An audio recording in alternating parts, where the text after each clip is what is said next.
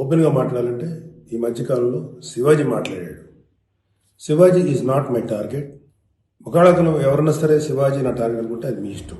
కానీ ఒక type of మన సమాజంలో ఒక రకమైన రుగ్మత వెళ్తుంది.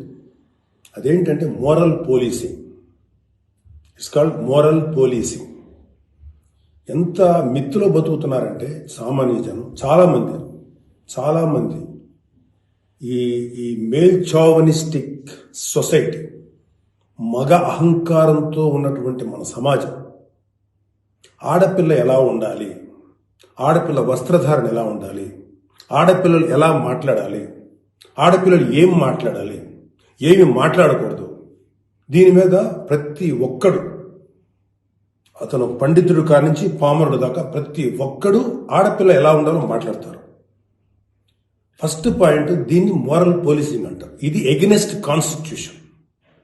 ఒక ఆడపిల్ల ఇలాంటి వస్త్రధారణ చేసుకోకూడదు, ఒక ఆడపిల్ల ఇలాంటి వస్త్రధారణ చేసుకోవాలి అని చెప్పడానికి మీకేం హక్కు ఉంది? అంటే మగవాడు కాబట్టి ఎవరి గురించి ఏదైనా స్వేచ్ఛగా మాట్లాడతారా? దురదృష్టం ఏంటంటే ఇలా మాట్లాడే మగవాళ్ళకు కూడా ఆడవాళ్ళ నుంచి ఒక రకమైన మద్దతు లభిస్తుంది. మనస్ఫూర్తిగా చెప్తున్నాను, ఖచ్చితంగా వాళ్ళ మనసులోంచి వచ్చింది కాదు. అందరి యాక్సెప్టెన్స్, భర్త ఏమనుకుంటాడో, ఆ చుట్టుపక్కల మగవాళ్ళు ఏమనుకుంటారో, ఇంకొక వ్యక్తులు ఏమనుకుంటారు అనే మాట్లాడే ఆడవాళ్ళే తప్ప ఎన్నరగా ప్రతి ఆడబిడ్డకి ఒక సెల్ఫ్ రెస్పెక్ట్ ఉంటుంది. ఎలాగో ఒక ఆడపిల్ల డ్రెస్ ఇలా ఉండాలని మనం అడుగుతాం, ఎలాగో ఒక ఆడపిల్ల ఈ డ్రెస్ వేసుకోవాలని చెప్తాం. ప్రపంచంలో ఫ్యాషన్ అనేక రకాలుగా మారుతుంటుంది. అది ఎలాగైనా ఉండొచ్చు.